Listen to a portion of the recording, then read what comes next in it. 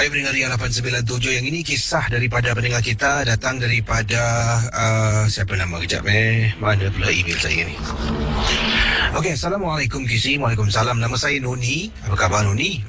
Noni nak berkongsi pengalaman ini berkenaan dengan pembantu rumah saya. Bukan pasal dia buat salah, tidak.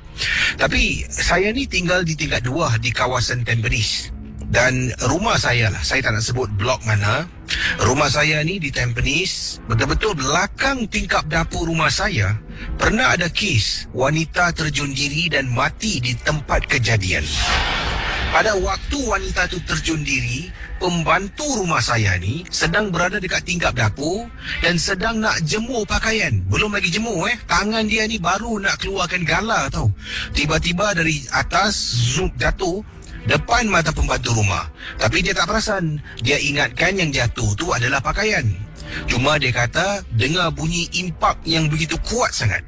Pembantu rumah saya pun lalu menjenguk daripada tingkap. Alangkah terperanjatnya apabila pembantu rumah saya menjenguk, dia ternampak mayat orang yang terjun diri berkecai, hancur betul-betul di bawah tingkap dapur rumah kami di Tampines. Jadi begini kisahnya. Setelah dia nampak, dia terus tercegat seketika dan tak boleh buat kerja. Semangatnya mula turun dan dia muram, tak boleh berfikir, seringkali termenung. Sampaikan saya ni meneguh. Pada mulanya saya ingatkan dia ada masalah, sebabnya dia tak pernah pun menunjukkan hal-hal macam yang disebutkan tadi. Saya tanya padanya, "Tuti, kenapa dengan kamu ni Tuti? Ya, ibu lihat kamu ni seringkali sedih-sedih." "Enggak ada apa-apa Bu, enggak ada apa-apa." Pendengar misteri jam 12. Begini, sebenarnya dekat belakang tu dah kecoh dah. Saya pun tanya pada pembantu rumah, "Tuti, kamu tahu enggak di belakang rumah tu ada orang mati terjun diri?"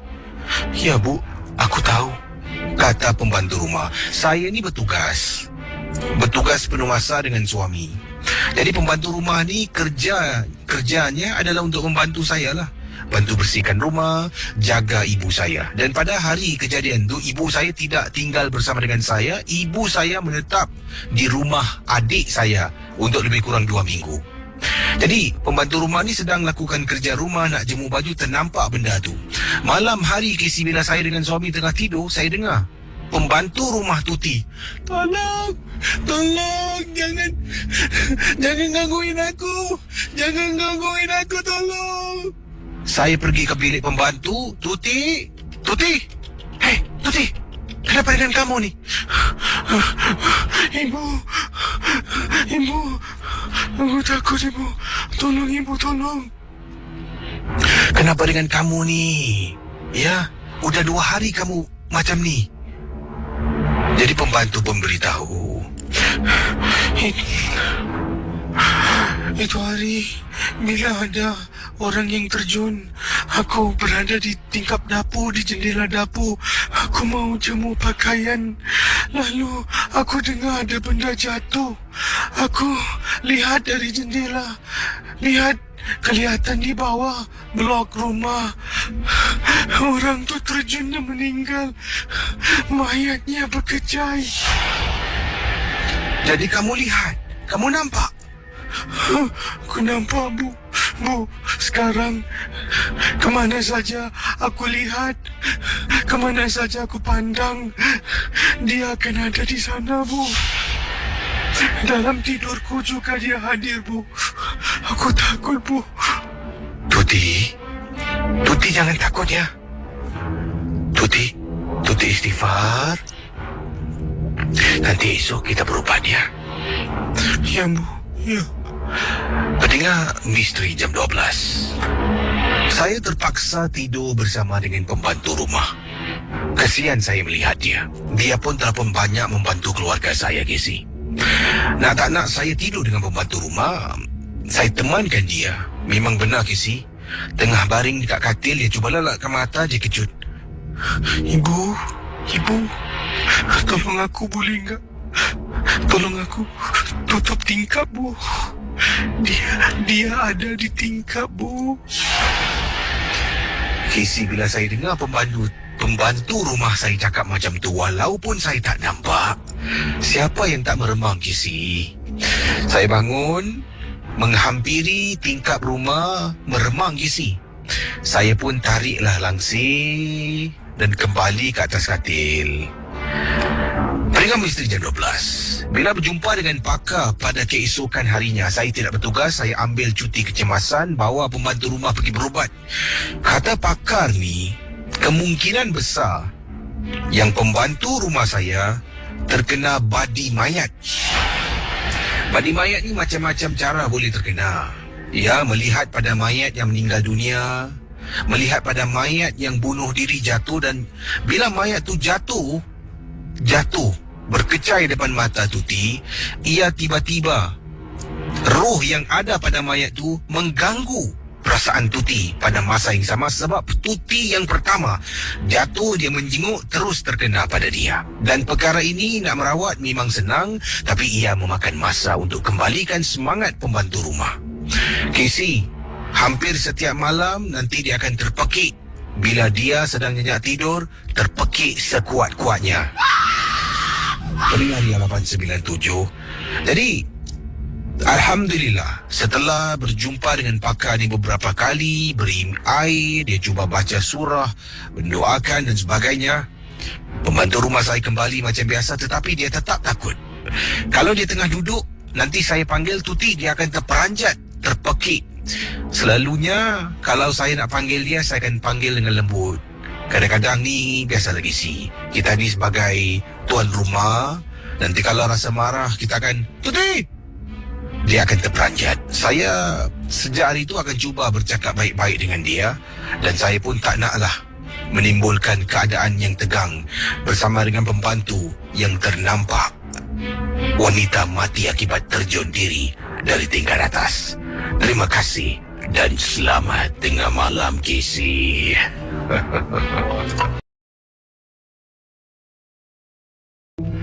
Baik pendengar Misteri Jam 12, kisah berikut ini yang ingin dikongsi sama di Ria 897, entah benar ataupun tidak. Jangan mudah kita percaya, rancangan ini 100% hanya sekadar hiburan saja. Ini datang dari Liza, berkongsi peristiwa yang ringkas. Katanya, saya pernah balik agak lewat malam. Bila balik itu, saya sedang berjalan dekat kolong blok Casey. Saya dengar telapak kaki orang ikut dari belakang. Tapi bunyi telapak kaki ini bukan macam orang berjalan. Bunyinya seolah-olah macam orang sedang menyirit kaki. Saya pun toleh untuk tengok siapa dekat belakang ni. Jalan sirit-sirit, dalam hati irritating bunyi.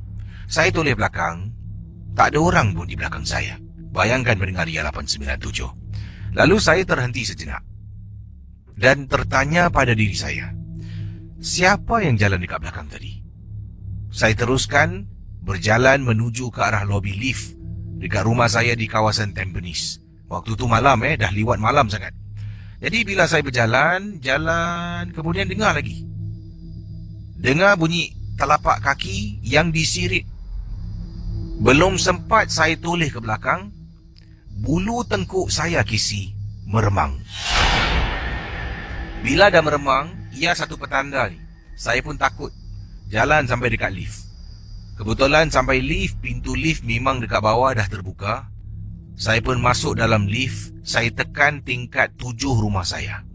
Pintu lift tertutup. Sepanjang perjalanan saya takut. Saya sandahkan badan saya pada timbuk lift. Lift pun sampai tingkat 8. Saya keluar dari lift. Casey, bila saya jalan menuju ke arah rumah saya, jadi keluar lift, saya jalan terus belok kanan. Saya kena lalu 4 pintu rumah baru sampai rumah saya. Pintu rumah pertama, kedua, ketiga, keempat baru sampai, kelima baru rumah beliau. Jadi katanya apabila sedang berjalan, bunyi telapak kaki itu masih kedengaran dekat belakang. Casey, ini bermakna benda, makhluk apa jua lah yang ada dekat bawah dah pun naik ke atas ikut saya sampai nak pulang ke rumah. Saya pernah dengar diceritakan dalam Misteri Jam 12, kalau ada sesuatu yang kita rasakan ikut pulang ke rumah, kita jangan terus masuk rumah. Dia boleh masuk dalam rumah kita dan dia boleh duduk dalam rumah tak nak keluar. Bila saya teringat tentang kata-kata itu, saya terhenti. dalam hati, lagi 2 pintu rumah dah sampai rumah aku. Kalau aku turun, mungkin aku pun kena ganggu. Sekarang macam mana? Jadi akhirnya saya berjalan menuju ke arah rumah saya. Telapak kaki itu tiba-tiba hilang, tak dapat dengar. Depan pintu, saya baca beberapa surah kisi. Tidak pernah saya lakukan. Saya berdiri depan pintu, baca surah, baca lagi surah, baca lagi. Kemudian saya keluarkan kunci, buka pintu. Dah buka pintu rumah, langkah kaki saya membaca lagi surah. Kemudian saya masuk dalam rumah, tutup pintu dengan harapan benda tu taklah ikut saya masuk ke dalam. Jadi oleh kerana dah terlampau takut, saya pun pergilah dekat sofa. Setelah buka sepatu ni, duduk dekat sofa. Kemudian saya cuba tenangkan diri. Sedang tenangkan diri, Casey, dekat luar koridor rumah saya dengar bunyi telapak kaki ke hulu ke hilir. Ini menandakan yang dia tak dapat masuk ke dalam rumah saya. Jadi benda tu dekat luar rumah, dia ke hulu, ke hilir, ke hulu, ke hilir. Dengar Casey, sirit-sirit kaki. Selepas beberapa minit, dia hilang. Bunyi itu tidak lagi kedengaran. Barulah saya boleh mandi, siapkan diri, makan dan terus tidur. Peristiwa yang tak dapat dilupakan, Casey. Terima kasih. Dan juga selamat tengah malam. Itu dia pendengar Ria 897 bersama dengan saya, Casey, dalam Misteri Jam 12. Ini datang daripada Muhammad Fadli yang berkongsi peristiwa di sini. Katanya ini berlaku dekat rumah makcik saya di kawasan Teluk Belanga, Casey. Waktu tu saya ke sana sebab makcik saya masak sesuatu dan suruh saya datang rumahnya untuk ambil lauk lah. Jadi saya ni menunggang motosikal seorang diri. Rumah makcik Fadli ni bertempat di Teluk Belanga. Dan Fadli pula tinggal di Commonwealth, tidak jauh lah agak dekat sedikit lah. Jadi makcik saya memang kalau dia masak sesuatu, nanti dia akan telefon lah, tanya, Fadli kau kat mana? Sebab makcik saya ni antara makcik yang paling saya rapat sangat-sangat. Dan saya memang suka makan masakan makcik saya. Kata Fadli, sebelum tu nak ucapkan hello pada makcik saya. Sempat kalau boleh Casey sebutkan tapi ini kiriman email dah lama lah. Tak tahu makcik anda sedang mendengar ataupun tidak katanya boleh cakap hello pada makcik saya Ruby Supaat. Rubiah Supaat nama makcik anda yang katanya sayang dengan anda lah dan macam anak sendiri Jadi kalau dia masak lauk favourite saya, dia akan telefon. Jadi waktu tu saya baru balik kerja. Dalam perjalanan nak pulang ke rumah, jadi makcik saya telefon lah. Saya pun jawab panggilan. Kebetulan dekat traffic light tu saya jawab. Selalunya saya tak angkat telefon, Casey. Sampailah saya dah sampai Kolong Blok baru saya angkat. Tak tahulah kenapa malam tu tergerak hati, saya pun keluarkan handphone tu daripada poket saya. Hello, dan dia kata, Lee, ni datang rumah ni, ada lauk ni. Kau kat mana? Okey, datang sarang. Tengah riding lah. Okey, di lampu hijau. Saya pun letak balik handphone di dalam poket. Kemudian dari nak pergi, saya patah balik pergi rumah makcik di Teluk Belanga untuk ambil lauk yang dia masak. Wah, nanti sedap ni. Lauk favourite. Makcik saya kalau masak kisi asam pedasnya ikan duri, meleleh ailiu, katanya Fadli. Awak ni buat saya meleleh ailiu. Jadi saya pun tunggang motosikal saya, pergi blok makcik saya, blok ... di Teluk Belanga. Saya pun letak motosikal di bawah. Kemudian saya naik atas, yang mana makcik saya ni sedang siapkan lauk lah. Adik saudara saya ada dalam rumah, masih belum tidur lagi. Dia pun salam saya pun duduk. Kemudian sedang duduk ni, makcik saya suruh adik saudara saya, katanya, Aina, itu kat luar tu tualang angkat. Lupa pula aku nak angkat. Jadi adik saudara saya keluar, pergi koridor rumah, dia angkat tuala, dia masuk balik dia kata, wah, Abang Fadli datang dengan girlfriend Kemudian, kau tak panggil kawan-kawan naik atas? Kata makcik saya lah, girlfriend? Kau seboleh je, kau datang seorang lah. Ya ke, datang seorang? Nak tengok kat bawah, dekat motor abang ada orang tengah duduk, perempuan duduk, datang, nak bedik lah, abang park kat bawah kan? Makcik saya cakap lagi, dah lah Fadli, dengan makcik pun kau nak malu-malu Fadli. Panggillah dia naik atas. Panggillah. Cik. Saya seorang lah. Mana ada orang? Motor salah tak tengok. Adalah dekat bawah. Kemudian saya pun keluar. Adik saudara saya pun bawa saya keluar. Dia tunjuk. Tu apa? Tu motor abang kan? Kisi. Dekat motosikal saya memang benar ada orang tengah duduk. Saya nampak bahagian belakang tubuh saja. Dengan rambutnya panjang sangat. Dalam hati saya, ni mesti budak-budak mana ni nak step naik motor aku. Kemudian, ada tak? Tapi itu bukan kawan saya datang seorang tau. Ni mestilah budak-budak bawah blok ni lah. Alamak, okey lah, tak apalah. Ambil lauk. Kemudian jalan, makcik saya tahan. Kata, Pak Ali nanti. Pak Ali, nanti sebelum naik motor, baca Al-Fatihah. Sebelum tu, baca 3 kul. Bismillahirrahmanirrahim. Baru tunggang motor ya.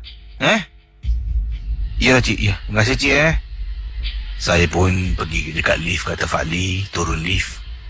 Bulu rumah semakin meremang Kisi. Dalam hati ni, mungkin ada betul mak cikgu cakap. Jalan nak pergi motosikal dah mula baca Kisi. Al-Fatihah, baca surah 3 kul. Bismillahirrahmanirrahim. Saya pun tunggang motosikal. Hidupkan enjin motor. Vung, vung, vung. Makanan tu dah dimasukkan dalam kotak di belakang. Tunggang motosikal, saya terasa motosikal saya ni macam berat sedikit. Saya berhenti sekejap, dongak atas tengok makcik. Saya lambai-lambai dekat makcik. Makcik angkat tangan dua, kiri dengan kanan, tunjuk macam seolah-olah suruh saya baca doa. Toleh tengok atas. Cik, bye. Bye, cik. Pendengar ya, makcik saya dapat lihat tingkat atas angkat tangan dua-dua. Dan dia goyangkan tangan macam baca doa. Mungkin dia nampak sesuatu yang saya tak lihat. Tengah duduk dekat belakang motor. Selepas makcik saya buat tangan macam tu, meremang bulu rumah saya. Saya pun letak kaki kiri kanan. Belum lagi nak tunggang motor, saya baca lagi Al-Fatihah 3 kul. Dan saya cakap, dengan nama Allah, aku nak pulang dengan selamat. Tolong jangan naik motor aku. Saya angkat kaki, masuk gear, tekan minyak, bergerak. Tak rasa berat isi. Terima kasih. Selamat tengah malam kepada pendengar Misteri Jam 12. Ini kiriman dari pendengar kita yang bernama Syarifah, berkongsi pengalaman beliau. Kiriman email dikirimkan kepada saya ke alamat ria@mediacorp.com.sg. Nama saya Syarifah dan saya pendengar Misteri Jam 12 berasal dari Perlis. Dan katanya di sini, ini berkenaan dengan gambar Kisi dalam rumah. Nenek dah pun meninggal dunia. Tetapi nampaknya kegiatan-kegiatan yang arwah nenek suka lakukan kadangkala masih lagi berlaku dalam rumah. Antaranya, nenek saya ni suka duduk dekat satu kerusi. Ini adalah kerusi rotan yang digunakan oleh nenek saya. Dia suka duduk di kerusi rotan tu. Pagi hari kadang-kadang dia duduk memandang ke arah tingkap luar rumah. Sampailah kadang-kadang ke petang dia duduk, malam nanti dia bangun tidur pun dia suka duduk dekat kerusi yang sama. Dan kerusi ni pula, kalau nenek duduk, dia akan menghasilkan bunyi rotan. Boleh kedengaran jelas dan kita kenal sangat-sangat kata Syarifah dengan bunyi rotan tu. Perkara yang lain, nenek saya juga ada satu radio kecil.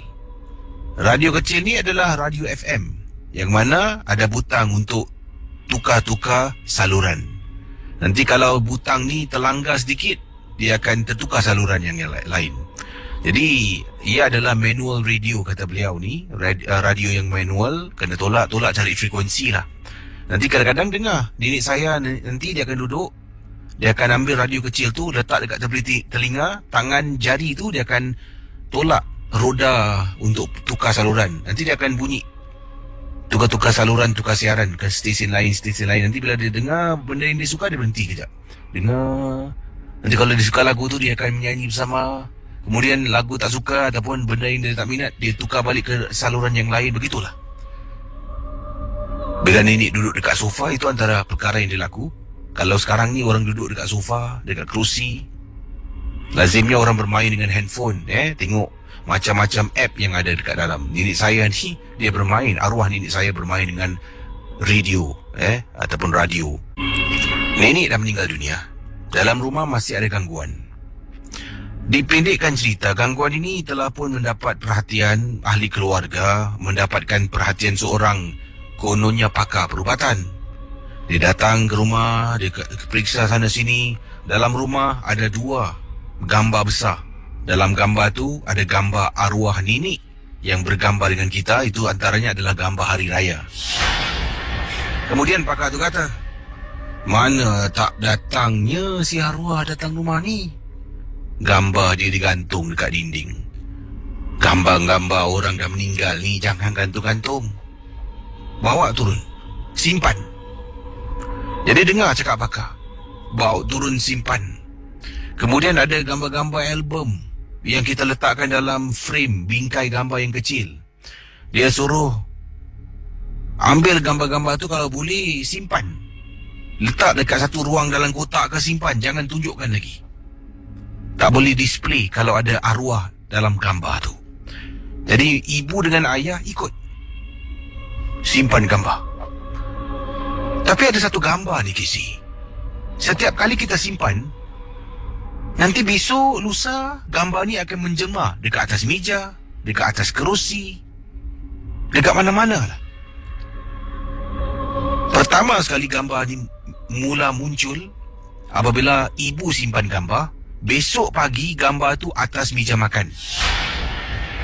Ni semalam aku simpan gambar ni. Siapa yang bawa keluar gambar ni? Siapa bawa keluar ni? Ibu ambil gambar tu, masuk balik dalam kotak, tutup, tolak masuk bawah katil. Malam tu, bila tengah tonton TV, tengah ambil bantal dekat atas kerusi, tup, gambar jatuh. Siapa bawa keluar gambar ni? Aku dah simpan gambar ni banyak kali. Simpan lagi. Sampaikan dah beberapa kali gambar ni menjelma. Baru saya, kata Sharifah, dengan ahli keluarga yang lain tertanya-tanya, ini orang bawa keluar ke? Atau ada misteri di sebalik gambar ni? Memang benar, Kisi. Ambil gambar, satu gambar ni, letak, gambar ni akan keluar balik. Itu adalah gambar yang dimaksudkan, adalah gambar nenek saya sedang duduk dekat kerusi rotan, sedang pegang radio sambil menunduk ke bawah dan jari telunjuk sedang nak tukar saluran ataupun tukar siaran. Tapi tak nampak wajah nenek dalam keadaan candid. Gambar tu keluar balik. Bayangkan pendengar Ria 897 FM. Ibu saya, ayah saya sampai katakan, sudah, awak ambil api, awak bakar gambar ni. Abang jangan kurang ajar Ini gambar mak saya. Saya tak akan bakar gambar mak saya. Ini mesti ada orang keluarkan gambar ni.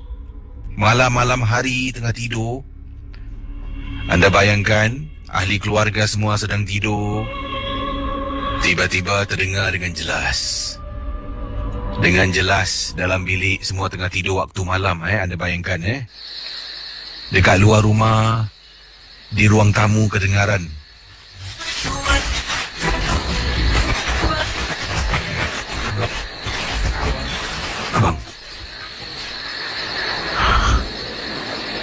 Abang dengar tak? Dengar bunyi radio arwah nenek. Seperti ada orang sedang bermain dan tukar-tukar saluran.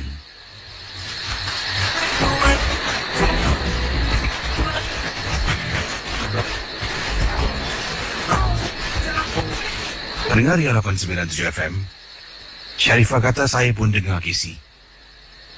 Ibu dengar, bapa saya dengar. Akhirnya ibu mengaku kalah. Sebenarnya ibu yang tak nak buang radio dengan kerusi dengan gambar. Jadi kerusi rotan milik arwah nenek, radio milik arwah nenek memang susah nak dipisahkan. Tapi tetap kata pakar, apa jua milik arwah buang, jangan simpan lagi. Terpaksa angkat kerusi rotan pada paginya, radio bawa pergi belakang rumah. Waktu tu bapa saya sedang bakar daun daripada pokok kelapa. Nak halau nyamuk, campak kerusi rotan kat situ dan campak radio kecil ini. Terbakar. Selepas kami bakar dua barang yang sering kali digunakan oleh arwah nenek, barulah keadaan rumah tu tenang. Kalau tidak, macam-macam gangguan berlaku. Kiriman daripada Nur Syafiq kata, Assalamualaikum Casey. Waalaikumsalam warahmatullahi. Nama saya Nur Syafiq. Saya nak berkongsi satu pengalaman. Yang ini berlaku apabila saya sedang menunggu bas yang terakhir. Dan saya dekat bus stop ni bersama dengan seorang makcik lah. Makcik ni duduk sebelah bahagian hujung perhentian bas. Saya duduk di other side lah, katanya lagi bahagian sebelah hujung. Di bus stop tu ada 3 bahagian tempat duduk lah. Sebelah kiri, tengah dan sebelah kanan. Makcik ni duduk paling sebelah kanan bus stop, saya paling sebelah kiri. Dan tengah duduk ni, tengah tunggu bas. Kalau tak silap saya, itu adalah bas yang terakhir. Saya sedang bermain handphone.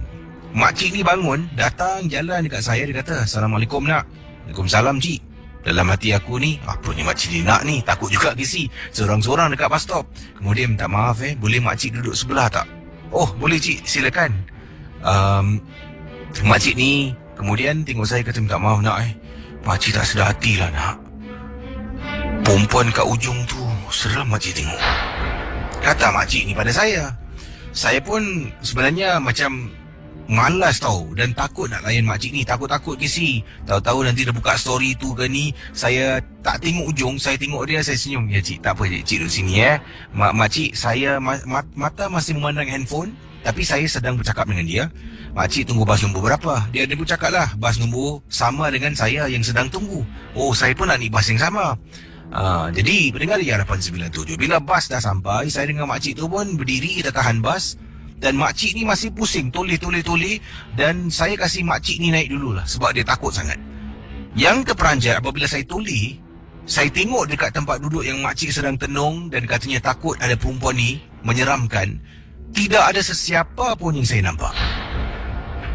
Dan saya rasa curiga tau Casey. Daripada saya macam malas nak layan, mungkin makcik ni saja nak takut-takutkan saya. Dah masuk dalam bas, dah tap EZ-Link saya. Makcik ni pun duduk bahagian depan, betul-betul dekat belakang pemandu bas. Saya pun tengok makcik ni, saya tanya, makcik minta maaf, tadi makcik cakap nampak perempuan kan? Ada lagi tak? Ada, tu nampak tengah duduk tu. Kau jangan tengok dia sangat. Saya pun tengok makcik ni lain macam, saya jenguk dekat luar. Baik-baik saya nak duduk belakang, saya duduk depan Casey. Sepanjang perjalanan, terpaksa saya berbual dengan makcik ni. Makcik ni ajak chatting. Saya pun bercakap-cakap sampai dekat interchange dan kami pun pulang jalan berasingan. Tapi Casey, saya yakin makcik tu bukan main-main Daripada duduk seorang, diri dia bangun, jalan ke tempat saya, katanya nak duduk dengan saya, boleh tak? Dia takut perempuan dekat ujung duduk sebelah dia tu seram sangat. Selamat tengah malam kepada semua pendengar Ria 897. Jangan lupa untuk bersama dengan kami dalam rancangan Misteri Jam 12 #JomMG12. Ingat, apa jua gambar yang anda nak kongsi, apa jua mungkin komen yang anda ingin berikan, kalau boleh anda hashtag kan, #JomMG12. Jadi supaya senang saya mencari gambar-gambar yang anda kongsi dalam rancangan MG12. Pendengar Ria 897, Misteri Jam 12 sememangnya 100% hanya sekadar hiburan. Dan kisah yang pertama ingin saya bacakan kepada anda semua. Entah benar ataupun tidak, jangan mudah kita percaya. Sekali lagi peringatan pada semua. Ini kiriman daripada Kak Salma Kak Salma mana ni? Ini dia, Kak Salma Jumari yang ingin saya bacakan pengalaman beliau, dan katanya saya pernah tinggal sebagai seorang anak angkat bersama dengan seorang nenek inilah. Waktu itu ibu dan ibu bapa saya ni tidak berada di samping saya sejak saya kecil sampailah usia saya 18 tahun. Kedua-dua orang tua saya kisi, ya, kedua-dua orang tua saya memang sedih sangat-sangat, tapi apa daya, inilah hakikatnya hidup, kadang-kadang penuh cabaran. Bayangkan kedua orang tua kepada Kak Salma pada waktu dia kecil dahulu berada di penjara kerana kesalahan dan berada di penjara untuk lebih kurang 20 tahun. Jadi Kak Salma sejak beliau usia 2 tahun ni telah pun dipelihara oleh seorang nenek, dan nenek ni adalah seorang tukang ubat, seorang bomo. Dia walaupun bomo, tukang ubat ni, dia tidak pernah abaikan tanggungjawab dia kepada Kak Salma. Kak Salma bukanlah nak cakap cerita tentang Kak Salma diganggu, bukan. Tetapi lebih kepada pengalaman Kak Salma duduk dalam rumah tu, macam-macam kes yang Kak Salma pernah nampak. Antara kes yang Kak Salma nak ceritakan kepada KC dalam rancangan Misteri Jam 12 ni adalah kes yang melibatkan pesakit-pesakit yang datang untuk dirawat, ya, untuk dirawat oleh nenek, seorang nenek yang memelihara Kak Salma, yang Kak Salma panggil mak pada waktu itu. Dan KC, pengalaman ini Kak Salma nak ketengahkan. Kak Salma harap tidaklah ada yang tersinggung. Mungkin kalau yang terasa kisah ini tidak ada kena-mengena dengan anda, cuma apa yang Kak Salma boleh ingat, Kak Salma kongsilah dalam MJ12.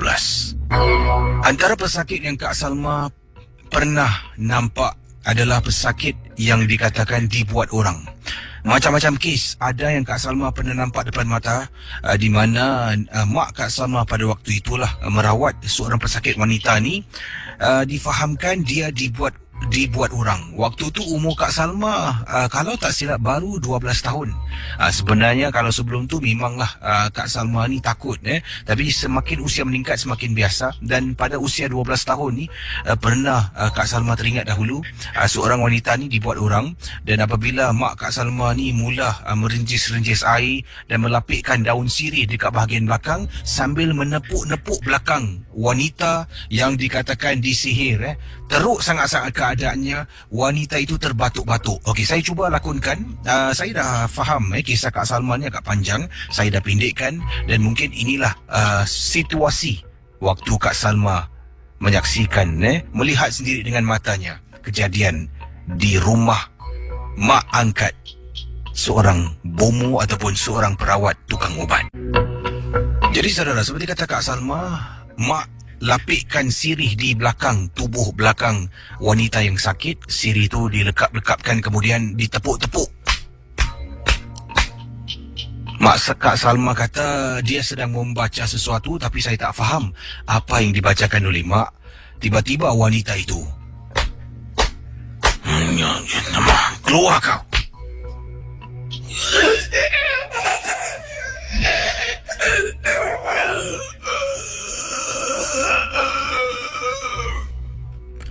Pendengar ya, sebelum wanita tu muntah, wanita ni seolah-olah dalam keadaan kesakitan. Dia nak muntah, tapi sambil dia nak muntah tu, memaksa muntah tu keluar, dia cakap sesuatu dengan nada suara yang sakit. Katanya dia dalam keadaan kesakitan, tolonglah, tolong. Perit sangat-sangat katanya. Misal katalah, ketika mak Kak Salma pada waktu itu merawat wanita ini, tolong, sakit, sakit,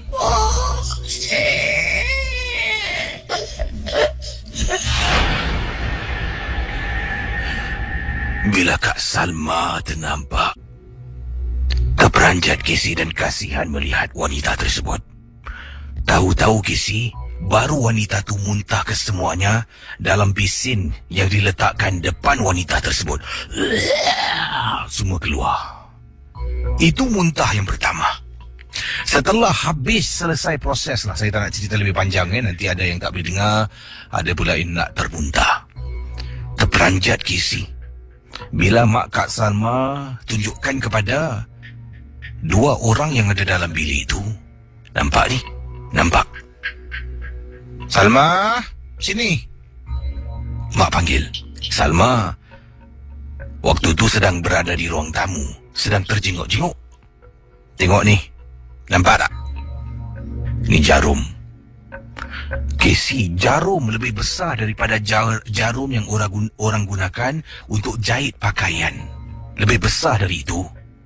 Jarum tu, Casey, anda bayangkan pendengar Ria 897, berada dalam tubuh badan wanita tersebut. Kemudian wanita tu kata nak muntah lagi. Nek, saya nak muntah lagi, Nek. Nek, saya nak muntah lagi. Sakit, Nek. Nek, sakit. Allahu Akbar. Allahu Akbar.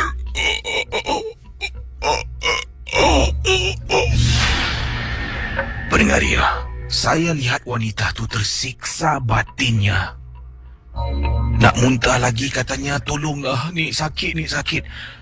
Mak saya tak boleh buat apa-apa. Memang benda tu nak keluar akan tercucuk-cucuk kerungkung tekaknya. Tapi bagus kalau dia muntah. Sihir yang dikenakan akan hilang, akan dihapuskan. Selagi dia tak muntah, kata mak, selagi itulah dia akan merana. Kesian Casey. Dia genggam tangan orang yang datang bersama dengan dia kuat sangat. Sampai orang tu pun dapat rasakan kesakitan genggaman wanita yang disihir itu. Masya Allah, kejam sungguh perbuatan manusia. Ini adalah perbuatan manusia di dunia. Bila mereka mati, akhirat akan membalas segala perbuatan yang terkutuk ini. Wanita itu menjadi lemah setelah sesi rawatan. Sebenarnya Kak Salma ada banyak cerita. Yalah, mak angkat kakak kan seorang tukang ubat. Bila dia meninggal itulah saat paling sedih sangat. Tapi Alhamdulillah, tidak ada satu saka pun yang diturunkan kepada kakak. Sekarang ni kakak dah berumah tangga, dah ada anak pun. Tapi bila mengenang kenangan dahulu, memang tak dapat dilupakan. Terima kasih Casey. Dan juga selamat tengah malam kepada pendengar Misteri Jam 12. Selamat tengah malam kepada semua pendengar Misteri Jam 12. Saya Casey, berjumpa dengan anda sekali lagi pada tengah malam ini. Apa khabar semua? Saya harap anda semua dalam keadaan yang baik, yang sihat, dan terima kasih kerana mendengar Misteri Jam 12. Saudara, malam ini ada beberapa kisah akan saya cuba bacakan untuk anda. Seperti yang anda tahu, pada sepanjang minggu ini, saya tidak bekerja waktu malam. Malah saya bekerja pada waktu petang, pukul 6 sampai 10 malam. Dan sebenarnya rancangan-rancangan pada waktu malam telah pun dinasihatkan untuk saya mengetengahkan rancangan on-call. Saya akan cuba mungkin buat setengah-setengah, separuh-separuh kisah baru dan dicampurkan dengan on-call. Kalau saya perlu rekod selama 2 jam, memang tidak bermaya. Tapi kalau sudah bersedia, kita mulakan dengan kisah yang pertama pada tengah malam ini. Ini adalah kisah yang baru saya nak bacakan kepada anda semua. Sekali lagi, rancangan Misteri Jam 12, 100% hanya satu hiburan. Jangan mudah anda percaya, jangan terlalu taksu dengan apa yang anda dengar di Ria 897 FM dalam Misteri Jam 12. Apa kabar semua pendengar Misteri Jam 12? Nama saya Azhar, bukan nama sebenar, nama samaran yang saya gunakan. Satu ketika dahulu di kampung saya, ada satu pekerjaan yang mana pekerjaan ini dibayar. Tetapi tak semua orang berani untuk melakukan pekerjaan ini. Pekerjaan yang dimaksudkan adalah menjaga kubur bagi mayat ataupun jasad yang baru ditanam. Adalah mereka yang dalam golongan orang-orang yang menggunakan ilmu-ilmu ketika mereka hidup, seperti kubu-kubu bomo dan guru-guru silat. Memang ramai tidak tahu, Casey. Akan tetapi, kami ini dibayar. Bukan apa. Sebabnya bila guru-guru silat yang meninggal dunia ni pergi, ditanam jasadnya. Bila Tok Momo, Makcik Bomo, Nenek Bomo, Pakcik Bomo ni meninggal dunia, ada yang akan pergi ke kubur mereka. Jadi dalam 7 hari 7 malam, kubur mereka ni sentiasa menjadi tumpuan mereka yang sedang mendahgakan ilmu. Kubur mereka akan menjadi tempat pemujaan. Jadi oleh kerana itu, saya ni dengan beberapa orang kawan mengambil kesempatan ini untuk menyediakan khidmat kami menjaga kubur-kubur berkenaan. Tak semua, Casey. Hanya kubur-kubur yang tertentu saja. Pendengar Ria 897 FM. Pengalaman saya menjaga lebih kurang pada waktu itu dalam 7 atau 8 kubur seingat saya. Banyak kisah peristiwa. Kalau jaga, paling sikit 2 orang. Kalau seorang saya takkan buat, tak berani. Paling ramai 4 orang, Casey. Jadi lebih ramai yang menjaga, duit tu lebih kurang lah. Tapi kalau nak duit lebih kurang orang, berani itu harus tingkatkan. Jaga 2 orang dengan jaga 4 orang, lebih berani jaga 4 orang. Apa yang terjadi, ini merupakan tapak tanah perkuburan yang baru saja dikebumikan. Kami ini akan ikut rombongan untuk menghantar jenazah dikebumikan, dan kami konon-kononnya adalah orang terakhir untuk pulang. Tapi tidak, sebab hal ini tidak boleh diberitahu pada sesiapa pun. Jadi kami akan bawa tilam. Kami akan dirikan kemah kecil kalau ada. Taruh kimbis. Ya, kimbis. Alas kimbis, taruh tilam lipat kecil. Itulah tempat kami. Nak mandi bergili-gili, nak ke tandas bergili-gili. Tak ada orang pun untuk 7 hari 7 malam boleh meninggalkan tapak tanah perkuburan berkenaan. Jadi pada satu malam, ini kubur, Casey. Seorang nenek 104 tahun dia meninggal dunia. Dia adalah seorang bomo yang sungguh handal sangat-sangat. Apa ni? Korang bawa makan kan? Aku lapar lah. Kita makan yelah. Engkau bentang tu. Tu. Kimbis tu letak sini sikit. Wah, hari ni menu apa ni? Malam pertama, saya dengan beberapa orang sahabat, kita duduk makan sambil tu berborak-borak. Lazimnya kita akan nampak nanti akan ada cahaya lampu, Casey. Adalah nanti orang datang bawa lampu suluh dari jauh. Nanti kalau dia perasan ada orang yang menjaga kubur ni, mereka akan berhenti berlalu pergi. Nanti datang orang lain. Tapi malam tu, ketika saya dengan teman-teman menjaga kubur makcik yang meninggal dunia 104 tahun, beliau adalah seorang tukang obat. Beliau juga dikenali sebagai Nenek Ian. Bunyinya macam Nenek Kebayan, Casey. Tak tahulah adakah Nenek Kebayan ataupun Nenek Ian. Nenek Ian ni, Casey, ilmu pendamping dia memang dahsyat. Bila dia nak dikebumikan, tanah susah nak terima. Jadi apa yang terjadi, malam tu bukan orang datang, Casey.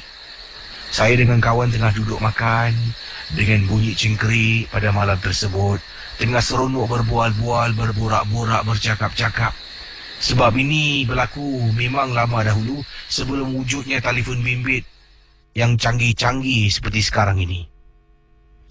Tengah duduk bercakap, berbual dalam tapak tanah perkuburan dikelilingi dengan semak samun dan hutan. Saya dengan kawan-kawan semua dengar dengan jelas. Kau dengar tak? Jangan teguh, diam. Pertama kali kami disambut dengan bunyi suara sesuatu menangis. Seperti suara seorang perempuan. Casey, untuk 2-3 jam suara itu kedengaran, Bukan berterusan tetapi sekali-sekala. Kemudian suara tu dah lesap, dah hilang. Saya nak pergi ke tandas, Casey. Saya ingat lagi, minta seorang teman temankan saya. Jadi dia pun bangun, tinggal lagi 2, tengah duduk, 2 lagi saya dengan seorang teman pergi mencari bahagian-bahagian sudut-sudut yang sesuai untuk saya buang air kecil. Sampai dekat satu sudut, saya pun buang air kecil. Peringkat misteri jam 12.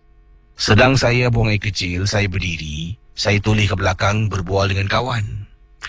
Jadi sambil tu saya nampak dekat kawasan kubur, yang mana kubur tu yang harus saya jaga tu, teman saya tak perasan, Casey. Saya dengan seorang lagi teman nampak depan mata kami dengan begitu jelas, Casey. Casey bayangkan apa yang kita nampak, Casey. Anda bayangkan mendengar Ria 897 FM. Saya nampak dekat atas kubur yang dah pun meninggal dunia, seperti ada tangan manusia yang keluar daripada tanah kubur.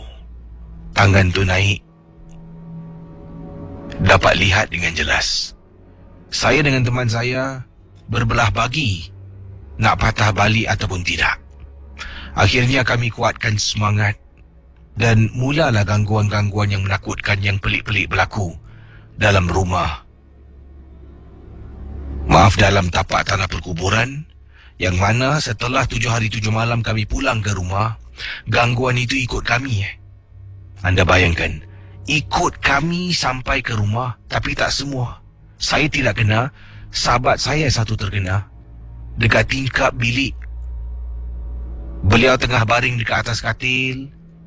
Tiba-tiba dia dengar bunyi dekat tingkap bilik, seperti ada orang mengikik pada waktu malam.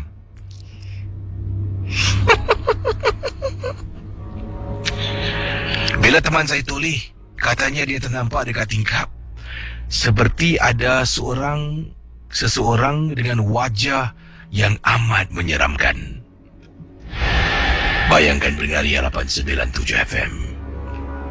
Saya tetap buat kerja tu sampai 7-8 kali, Casey. Setiap kali buat, duit yang ditawarkan lumayan, Casey. Siapa nak kasih? Tapi sekarang ini, tak tahulah. Terima kasih. Dan selamat tengah malam kepada Casey dan pendengar Ria 897 FM. Pendengar Ria 897, kita bersama dengan pendengar kita pada malam ini. Hello, selamat pagi.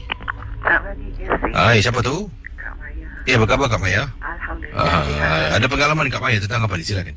Okey, pengalaman ni tahun ni, waktu tu bulan puasa, Casey. Selepas 5 hari berpuasa, pagi hari dah, Casey. Dalam jam, selalu Kak Maya hantar anak sekolah, dalam jam 6.30 pagi. Sebab dia masa datang dalam jam 6.35. Jadi jam 6.30 tu, hantar anak tolong bawa. Saya nak tunggu lepas sekolah dia datang.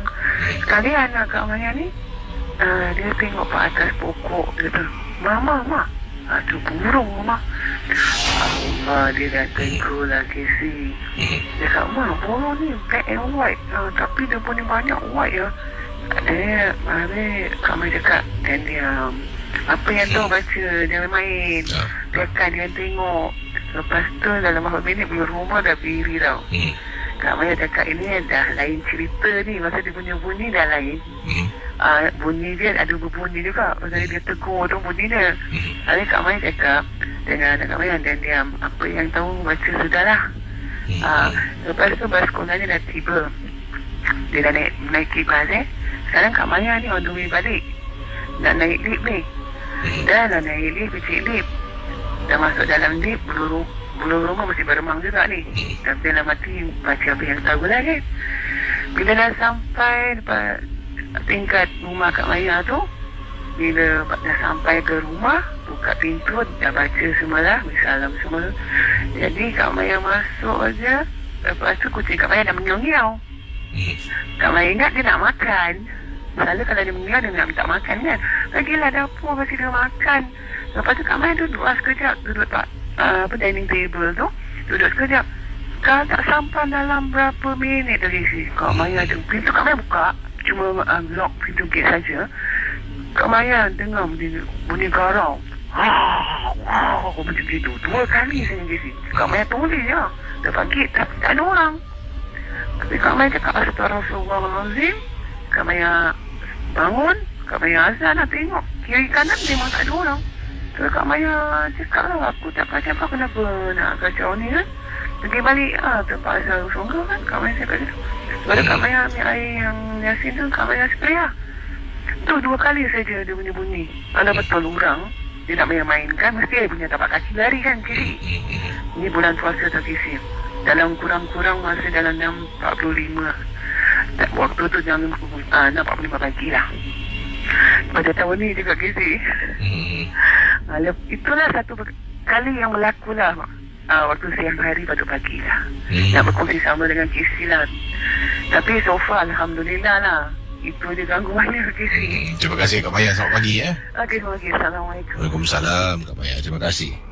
Bagus. Kisah ringkas dan jelas daripada Kak Maya kita. 669-11897 dipersilakan.